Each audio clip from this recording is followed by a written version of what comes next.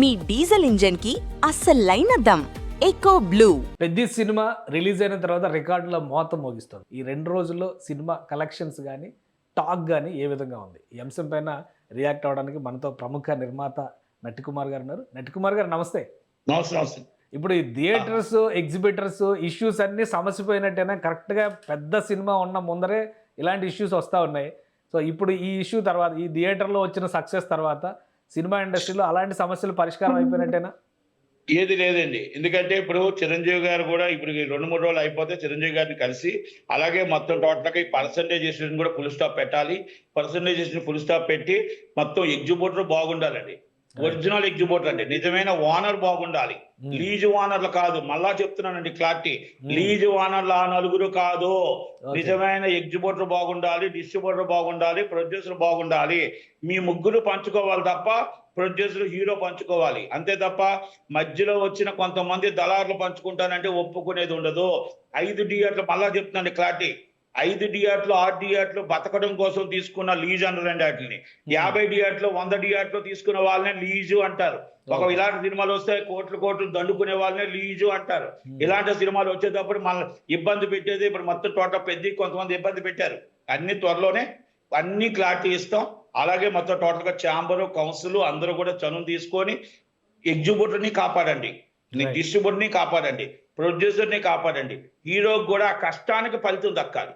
Hero ఇవాళ కష్టపడ్డాడండి, ఆ కష్టానికి మాట్లాడితే సినిమా చేసినప్పుడు ఫ్లాప్ అయితే హీరో ఎందుకు రెమ్యునరేషన్ రిటర్న్ ఇవ్వాలండి?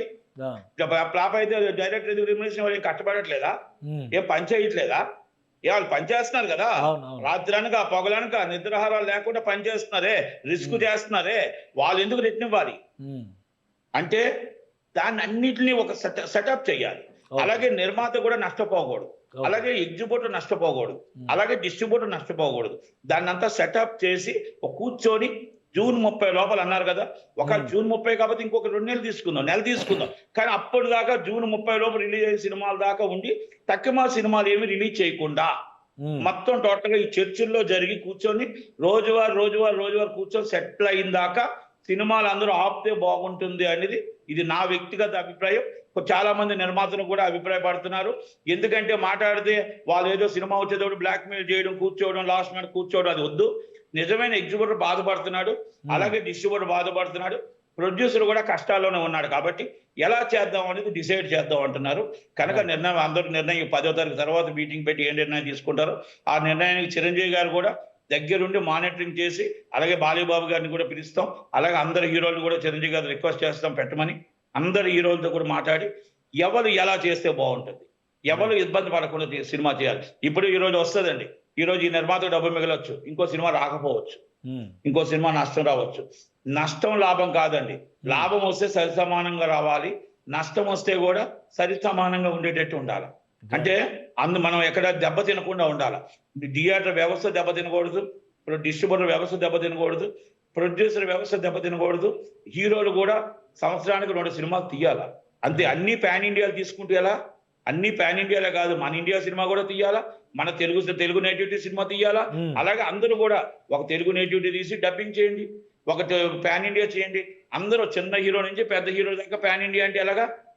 ట్యూబ్ డబ్బులు రాని వాళ్ళు కూడా పాన్ ఇండియా అంటే ఎలా? అన్ని సెక్టార్లు బతకాలంటే అన్ని కేటగిరీల సినిమాలు రావాలి, అన్ని రావాలి. ఇప్పుడు బ్లాస్ట్ అనే సినిమా వచ్చింది, ఏదో అర్జున్ గారు, సూపర్ హిట్ అండి. కాకపోతే ఈ ఓపెనింగ్స్ వల్ల కొంచెం కలెక్షన్ లో డౌన్ అయింది, కానీ సూపర్ వీరభద్రుడు అండి, ఇరగ్గొట్టేసిందండి 3 వారాలు. అలాగే ఇప్పుడు ఆ సినిమాలు ఎగ్జిబిటర్ని ఎలా కాపాడాయంటే 3 వారాలు కాపాడండి ఎగ్జిబిటర్ని. అంటే అది ఏమంటానంటే, చిన్న సినిమా పెద్ద సినిమా అన్ని సినిమా కథ నచ్చితే ప్రేక్షకుడు సినిమా చూస్తున్నాడు, సినిమా హీరో నచ్చితే సినిమా చూస్తున్నాడు, ప్రేక్షకుడు యాక్టింగ్ చూస్తే సినిమా చూస్తున్నాడు. కథ లేకుండా మనం డబ్బులు తీసుకుందాం అంటే ప్రేక్షకుడు మ్యాట్నీకే రిజెక్ట్ చేస్తున్నాడు. ఇది మనం ఒకటండి, ఎన్ని మనం చెప్పినా, మీ దాంట్లో నేను ఎన్ని గొప్పలు చెప్పినా రామ్ చరణ్ గారి కోసం, సినిమా బాగుంటేనే, రామ్ చరణ్ గారి యాక్టింగ్ బాగుంటేనే సినిమాకి వెళ్తారు. అంతే తప్ప నేనేదో రామ్ చరణ్ గారు చిరంజీవి గారి మనిషిని చెప్పేసి ఏదేదో చెప్పేస్తే చూడరండి. ఎందుకంటే ఉన్నది ఫ్యాక్ట్ ఉంటేనే చూస్తారు. 2వ రోజు నేను ప్రెస్ మీట్ మీలాటలతో ఇంటర్వ్యూ ఇచ్చినా అప్పుడు నట్టికుమార్ చెప్పినవన్నీ అబద్ధాలే అని అంటారండి. కనుక ఉన్నదే చెప్పగలగాలి, లేదు మనం చెప్పడానికి ఉండదు. థియేటర్ రన్నింగ్ నడిచి చెప్పినటువంటి నంబర్ రీచ్ అవడం పెద్ద కష్టమేం కాకపోవచ్చు. ఏమండి, అంతకన్నా దాటుతుంది కానీ తగ్గదండి. మీకు ఇవాళ కూడా చెప్తాను, ఇవాళ మార్నింగ్ షో చూడండి, ఇవాళ మార్నింగ్ షో చూడండి. ఎందుకంటే వాళ్ళ మార్నింగ్ షో నేను చూసిన తర్వాత చెప్తున్నా, ఎందుకంటే స్పీడ్ తగ్గట్లేదు. స్పీడ్ తగ్గినప్పుడు మొత్తం టోటల్ గా ఫస్ట్ డే ఎంత వచ్చింది 136, సెకండ్ డే ఎంత, మన థర్డ్ డే ఎంత వస్తుంది అనేది ఒక ఆటోమేటిక్ ఒక అంచనా వస్తుంది. ఆ అంచనా వచ్చిన తర్వాత ఎలా బ్రేక్ ఈవెన్ అవుతుంది, ఎలా మన గ్రాస్ ఎంత, ఇవన్నీ మొత్తం టోటల్ గా ఎంత, వాళ్ళ పెట్టుబడి ఎంత, ఇవన్నీ ఉంటాయండి. అంటే ఇవన్నీ నేను ఇప్పుడు ఏదో నోటుకు వచ్చినట్టు మాట్లాడడం కాదు. ఇప్పుడు సోమవారం ఆదివారం ఒక ఫిగర్ వస్తుంది, సోమవారం నాడు మీతో మాట్లాడారు, సోమవారం మార్నింగ్ షో అయిపోయిన తర్వాత మీతో అందరితో మాట్లాడారు అనుకోండి, ప్రేక్షకుడు ఏ విధంగా ఆదరిస్తున్నాడు అనేది ఇంకా మీకు చెప్పగలుగుతాం, ఇంకా ఎక్కువగా చెప్పగలుగుతాం. ఇప్పుడు రామ్ చరణ్ గారి సినిమాలు ఎంతమంది సినిమాలు కూడా ఉన్నాయండి, మరి చిరంజీవి గారి సినిమాలు ఎంతమంది సినిమాలు ఉన్నాయి. మరి ఆ సినిమాలు వరప్రసాద్ ఎందుకు అంత టాప్ లోకి 400 కోట్లు 415 కోట్ల రేంజ్ కి ఎందుకు వెళ్ళిపోయింది. ఇప్పుడు రామ్ చరణ్ గారు ఇంతకు ముందు కంటే అంత 10-20 రెట్లు రేంజ్ లో కలెక్షన్స్ ఓపెనింగ్స్ ఎందుకు ఉన్నాయి. అసలు సి క్లాస్ బి క్లాస్ కూడా టికెట్ దొరకలేని పరిస్థితికి ఎందుకు వచ్చింది. ఇది నేను నిజం చెప్తున్నానండి. సి క్లాస్ బి క్లాస్ లో టికెట్ దొరుకుతున్నాయని కనుక్కోండి, మీ ఛానల్స్ చాలా ఉంటాయి కదా. అందుకనేసనే ఇనాన్మస్ హిట్ సినిమాని మొత్తం టోటల్ గా ఎవరు బయటికి ఎన్ని చెప్పినా ఏం చేసినా 3 గంటల 10 నిమిషాలు ఓపికగా సినిమా చూస్తూ రామ్ చరణ్ గారి యాక్టింగ్ కి కన్నీళ్లు పెట్టుకొని బయటకు వస్తున్నారు. ఇది వాస్తవం, ఇది నిజం. అది అందుకే ప్రతి సినిమా పెద్దలాగే ఆడాలని, ప్రతి సినిమా పెద్దలాగే కష్టపడి హీరో చెయ్యాలని, ప్రతి సినిమా ప్రేక్షకుడిని మనం ఒప్పించేటట్టు చెయ్యాలని, అలాగే ఇండస్ట్రీ బాగుండాలని. ఇండస్ట్రీ బాగుంది అనుకోండి, మీరు ఇందాకలో మాట అన్నారు, ఏమిటి ఇప్పుడు ఎగ్జిబ్యూటర్ మాట్లాడతాడా, ఈ సినిమా హిట్ అయింది కదా మళ్ళీ మాట్లాడతా అంటే, ఎగ్జిబ్యూటర్ మాట్లాడకుండా వచ్చే పరిస్థితి ఏంటంటే వెంటనే ఇంకో సినిమా ఆడాలి, వెంటనే ఇంకో సినిమా ఆడుతుంటే దాంట్లో ఒక ఆనందంలో ఉండిపోయిన తర్వాత ఏది రావాలి, పర్సంటేజ్లో రెంట్లో రావు. కానీ ఎగ్జిబ్యూటర్ ఏదో ఫుల్ స్టాప్ పెట్టకపోతే మళ్ళీ ఇది రావద్దు. ఇది మళ్ళా మీకు ఇంకోటి కూడా చెప్తానండి, ఈ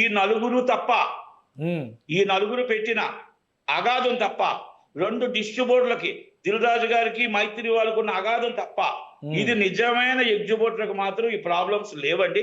కానీ కష్టం ఉంది, ఆ కష్టాన్ని డిస్ట్రిబ్యూటర్ తో మాట్లాడుకుంటున్నారు తప్ప ఈ నలుగురు స్వార్థం కోసం చేసిన ఇది ఒక కుట్రలో భాగమే. మళ్ళా నేను చెప్తా, కుట్రలో భాగమే. మ్యాటర్ మళ్ళీ ఆ నలుగురు దగ్గరకు వచ్చి ఆగుతుంది. ఇండస్ట్రీలో ఆ నలుగురు అనేది చాలా కాలంగా జరుగుతున్నటువంటి చర్చ. ఏమండి ఒక్కటండి, ప్రాణం పెట్టిన హీరో తీసుకుంటే బాధపడం, ఆల్రెడీ డబ్బు పెట్టి కష్టాలు పడి డబ్బు పెట్టి ప్రొడ్యూసర్ తీసుకుంటే బాధపడం, నిజమైన డిస్ట్రిబ్యూటర్ డబ్బు తీసుకుంటే బాధపడం, ఎగ్జిబ్యూటర్ డబ్బు వస్తుందంటే బాధపడం. ఎవరో మధ్య నుండి థియేటర్ పెట్టుకొని ఒక బ్లాక్ మెయిల్ చేసి తీసుకుంటానంటే అది కరెక్ట్ కాదు అంటాను నేను. ఇప్పుడు ఈ సినిమా ఉందండి, 100 కోట్లు చేసింది అనుకోండి, 100 కోట్లలో ఆల్రెడీ 20 కోట్లు వెళ్ళిపోతే ఆ 20 కోట్లు ఎవరు తినకపోతే బాధ అనిపించదా, కష్టం అనిపించదా, ఏంటి అనేది అనిపించదా? మీరు చెప్పండి ఒక్కసారి. ఎందుకంటే ఇది నేను ఇంకా మీకు డీటెయిల్డ్ గా చెప్పట్లేదు, చెప్తాను త్వరలోనే అన్ని డీటెయిల్స్ గా కూడా చెప్తాను అన్ని ఇంకొక 4-5 రోజుల్లో. ఎందుకంటే సినిమా ఈ ఆనందంలో అందరూ ఉన్నారు కాబట్టి సంతోషంగా ఉండాలి, బాగుండాలి, ఎగ్జిబ్యూటర్ బాగుండాలి అని కోరుకుంటాను. మళ్ళా చెప్తున్నాను, ఎగ్జిబ్యూటర్ కి వ్యతిరేకం కాదు ప్రొడ్యూసర్లు, ఎగ్జిబ్యూటర్ కి వ్యతిరేకం కాదు హీరోలు, ఎగ్జిబ్యూటర్ కి వ్యతిరేకం కాదు డిస్ట్రిబ్యూటర్లు, ఒక లీజు ఓనర్లకు మాత్రమే, అది కూడా గుత్తాధిపత్యం 100 థియేటర్లు 50 థియేటర్లు ఉన్న వాళ్ళకి మాత్రమే. మళ్ళీ అంత క్లారిటీగా చెప్తున్నాడు. చాలా మంది మమ్మల్ని ఎగ్జిబ్యూటర్ని నట్టికుమార్ ఏదో మాట్లాడుతున్నాడు చెప్తున్నారు. ఎగ్జిబ్యూటర్లు మాట్లాడట్లేదు, లీజు ఓనర్లకి కొంతమంది బానిస బతుకుతున్నారు. వాళ్ళు చెప్తేనే వింటున్నారు. కొంతమంది థియేటర్ ఓనర్లు ఒక 5-6 ఒక 5 and 6 మెంబర్స్ వాళ్ళకి చెప్తున్నా, మీరు నిజంగా ఎగ్జిబ్యూటర్ పోరాడండి, నిజంగా ఎగ్జిబ్యూటర్ కోసం కష్టపడండి, కానీ వీళ్ళ కోసం కష్టపడి వాళ్ళ నోట్లో మట్టి కొట్టదు. థ్యాంక్ యూ నట్టికుమార్ గారు విశ్లేషణ. అలానే ఎగ్జిబిటర్ వర్సెస్ ఇప్పుడు ఉన్నటువంటి లీజ్ ఓనర్స్ విషయంలో చాలా సీరియస్ కామెంట్స్ చేశారు. ఈ సినిమా సక్సెస్ ఒక 2-3 రోజుల తర్వాత మెగాస్టార్ చిరంజీవితో పాటు అందరి హీరోలతో ఒక మీటింగ్ నిర్వహించి ఎగ్జిబిటర్ని బతికించేటువంటి చర్యలు తీసుకుంటామని చెప్పని నట్టికుమార్ గారు చెప్తున్నారు. చూద్దాం, మొత్తం మీద సినిమా బాగుండాలి, సినిమా బాగుంటే ఇండస్ట్రీలో అన్ని క్రాఫ్ట్లు బాగుంటాయని ఆయన ధీమాగా చెప్తున్నారు. ఇది స్పెషల్ డిస్కషన్. Keep watching.